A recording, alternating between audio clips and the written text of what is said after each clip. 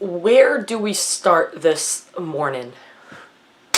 This is the NASCAR recap of the race that just wrapped up from Pocono. There's so much to talk about, I don't even know if we can fit it into one video.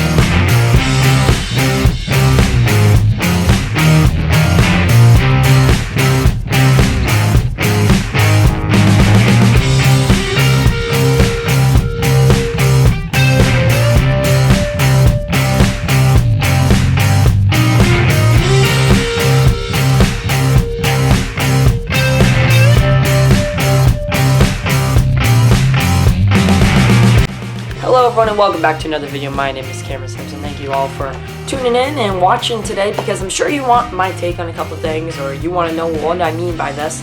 So we're going to try to break down everything the best we can. Number one, there is a ton of stuff that just happened in today's race, between retaliation, a disqualification, and what could come out of that, and the fact that Ty Gibbs filled in for Kurt Busch today as well. And that's all.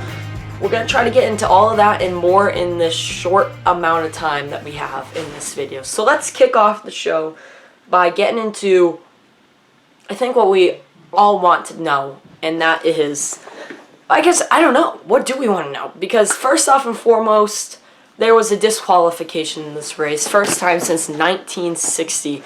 That's what Bob Pockris tweeted out. 1960 was the last time there was a disqualification of this magnitude.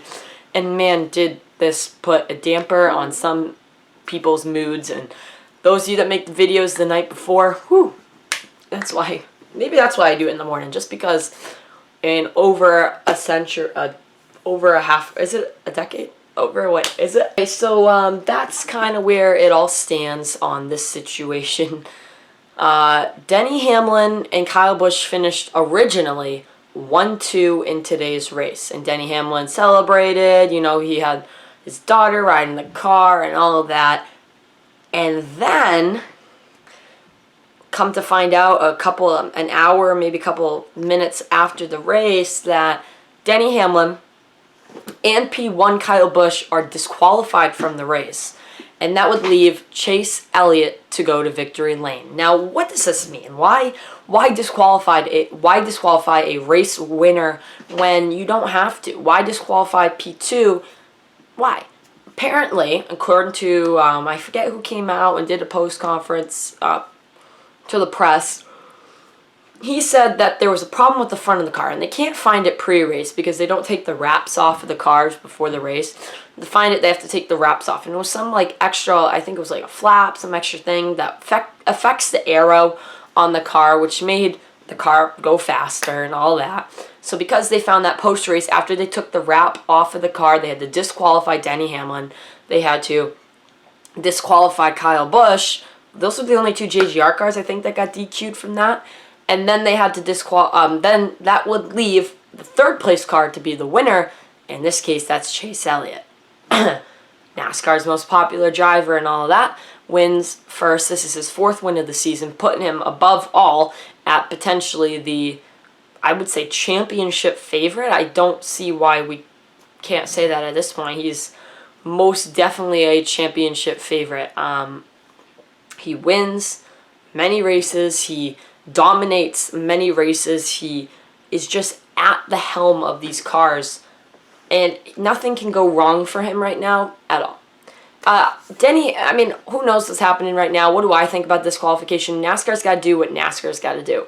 If they believe a car is against their rules, they have to disqualify them. Joe Gibbs Racing has the right to appeal. The cars were taken right from the track to the R&D center in Charlotte. So, well, I don't know if it's in Charlotte, but in North Carolina. And they will be looked at.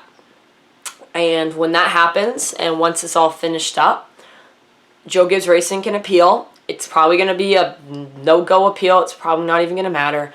Whatever. I don't really see any more penalties coming out of this. I think this is penalty enough. Maybe I'm wrong, but I don't think suspending a crew chief, suspending somebody, is really valuable in this instance. I don't really think it's necessary to suspend a couple guys in this case, because I don't think that really would make a difference.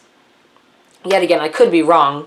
NASCAR might have to do that, but in my mind, I think that we've been in this situation before with NASCAR. Like, NASCAR understands that these drivers are doing what these drivers have to do and these crew chiefs have to do, and I don't expect to see like a Brad Keselowski style penalty where they completely penalize the whole team. That to me is taking it a step too far in this instance. Maybe I'm wrong. I very well could be. But if I'm NASCAR, I'm not really penalizing the team to that extent. But that's just me. Tell me what you guys think in the comments down below. Denny Hamlin disqualified. That would leave Chase Elliott to go to victory lane. We'll touch to him in a little bit. Now to the next big thing that happened. Retaliation time. Come on. Yeah, it was retaliation time. And it's with the disqualification in the rearview mirror at the time.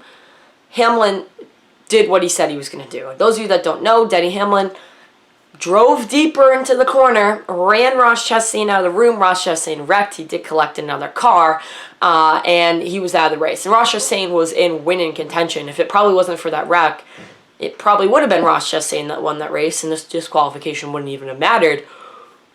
But nevertheless, Ross Chastain was in a situation to win this race, and he was bumped up by Denny Hamlin. And Denny Hamlin has said, I will retaliate when it matters most. Maybe this isn't for a championship. Maybe this isn't the playoffs. But you know what it is? This is a regular season race for the win that would bump Ross Chastain higher up in the points. He had 17 playoff points, 3 behind Chase Elliott. It would bump him up in the points. And he's in the race for a regular season championship as well, which I think we can basically give to Elliott at this point. But besides the point, they were in the hunt, and they continue to kind of be. And so, you know, that hurt Ross Chastain. But in the post-race interview, I think he knew it was coming. He knew he was going to get retaliated on eventually. And Denny Hamlin, now, in the grand scheme of things, hindsight 2020, did that retaliation really count? Now that Denny Hamlin didn't win the race, does the retaliation count as it did before? And I don't think that we can say it does. Because it doesn't. Chastain still gets the last laugh. Chastain still finished ahead of Denny Hamlin. So I think we're going to see another retaliation. I don't know. I'm not in Denny Hamlin's head. I don't know. But I got a feeling that we're going to see another retaliation down here in the future, because I would be very surprised if we don't. I think that Denny Hamlin understands where he stood in that situation where he needed to crash. The one problem I have with it is he did collect another car. That was Kevin Harvick, who had wrists. He said his wrists, he thought he almost broke his wrist. And these next-gen cars, with safety being not at the highest priority that it needs to be. But he said he almost broke his wrist. And if that did end up happening, and either of those drivers got hurt because of the retaliation that was done, that's ridiculous. That can not happen. So, and for Ross Chastain, for Denny Hamlin, I get it, but you're wrecking him in the front of the pack, in a fast racetrack, in a corner, and you collected another driver. It's different when it's on a short track. You just dump him up into the wall. No one else is going to get collected in that.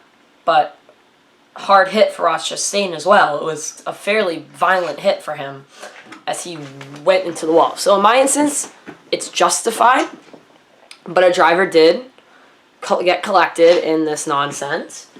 And if I'm Kevin Harvick, I'm pretty upset about it, because Harvick had a pretty decent day going his way before getting collected in this wreck. So if I'm Harvick, I'm a little angry. If I'm Chastain, I'm probably felt like it's coming. And if I'm Hamlin, now I'm dodging. Does that retaliation count? Because I didn't win the race, and Chastain didn't. He finished ahead of me. So that's where that all comes down to in this race. Alright, let's go now and take a look at the finishing results that left one driver on top, that being Chase Elliott. Alright, so Chase Elliott able to get the victory after Kyle Busch and Denny Hamlin disqualified. Kyle Busch and Denny Hamlin started 1-2. They originally finished 1-2, disqualified, left Chase Elliott for the victory. Not terribly surprised that that's the case. That's what happened. I'm not really surprised about that at all.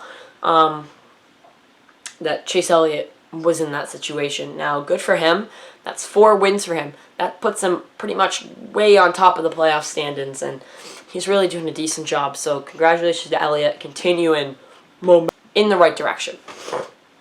Tyler Reddick finished second, followed by Daniel Suarez in third. Christopher Bell, the first Toyota, in fourth. Kyle Larson in fifth. McDowell in sixth. Truex finished seventh. Bubba Wallace in eighth. He was on a weird pit strategy. Fixed it up. He had a pretty fast car today. Decent finish for them. I wish they were finished up in the top 5 because that's the speed they had all day. Eric Jones in 9th. Austin Dillon in 10th. Alex Bowman in 11th. Byron in 12th. Almirola in 13th. Brad Keselowski in 14th. And rounding out the top 15, Chase Briscoe. Notable finishers outside the top 15. Ty Gibbs. Yes, I said that right. Filled in for Kurt Busch in the 45 car. Finished 16th. In today's race. Huge kind of silly season stuff with Ty Gibbs being in the field. Also kind of criticism from NASCAR because Kurt Busch is out with a concussion after a wreck in practice that left him having to leave home early. Next gen cars need to be fixed safety-wise. They are not as safe as the previous car. And that's a concern for almost everybody should have. If drivers are suffering from concussions, they're concerned about breaking their arms. They're concerned about they're getting headaches after races, and races are just not fun anymore. That can't be the case. It needs to be safe, comfortable racing. That's my point. Alright, another finisher who finished pretty well, pretty bad, is obviously Kevin Harvick. Got caught up in that wreck. He finished 27th. Denny Hamlin and Kyle Busch are 35th and 36th. Kyle Busch in last. I wonder why that is the case. Oh, because Hamlin finished before him. Whatever. Alright, now let's take a look at the road to the playoffs. Let's start off here. Alright, here we go. Here we go on the point standings. Chase Elliott still the points leader with 2 wins. I'm going to put the wins up because I cannot find the exact playoff points. I would assume Elliott has 20, 21, 22, 22, 25. That's what I would assume he has now. 25 playoff points. Ross Chastain stays in second. Joey Logano, William Byron. Byron jumps up ahead of Logano after gaining a playoff point. Hamlin's still in 5th. Larson in 6th. Bell in 7th. Kyle Busch stays in 8th. He does bump up a little bit today, but nothing counts, so he kind of stays the same. Bowman in 9th. Suarez still in 10th. Really nothing much happened here. Still the battle at the cutoff line. Truex is up by a good amount of points still. Trailing Harvick by just a little bit. But still, this becomes now like, oh man, what's going to happen? It's all up in the air, really, but those 2 drivers running, I don't know if any of them can point their way in. I don't know if Harvick can point his way in. Harvick needs to win. A guy that hasn't won, that's below that cut line, needs to win for that to change, and I don't see that changing. So I really think the playoffs are locked, unless we get a dramatic finisher, which we could obviously get any time of this next couple weeks. All right, hit the gas or hit the brakes. I like this race. What a packed grandstand today by well in Pocono. I am always a fan of Pocono because of the strategies and stuff like that. And Steve Tart did a great job of explaining those strategies to the viewer at home, really trying to get us to understand what was happening and why it was happening in that way. I enjoyed that part of today's race. I like these once in a while strategy races. We do not get them very often. And I like sometimes fuel mileage races. It wasn't quite a fuel mileage race today. It could have been. And that's what I like. And we've had... This race is obviously never know what can happen. And that was more proof today than anything. I enjoy this racetrack. So maybe I'm a little biased. I don't mind Pocono anymore. I think it's getting better than it used to be. It used to be the most boring, why are we even here racetrack. But in the beginning of this YouTube channel, one of our first videos came at Pocono on the NASCAR race review. And it was very negative towards Pocono, and for good reason. It wasn't a great race, but Pocono is improving and getting better. And I do miss the kind of doubleheader weekend that we used to do. I get why we don't do it, but I like that type of deal. Nevertheless, I'm going to hit the gas on this race and give it a B-. There were some strung out moments in the race. There was some you never know what was going to happen moments. The race was kind of all over the place for the most part, but that's what I'll give this race. Tell me what you think about the race down below in the comment section, and I will see you on the next one. Peace out.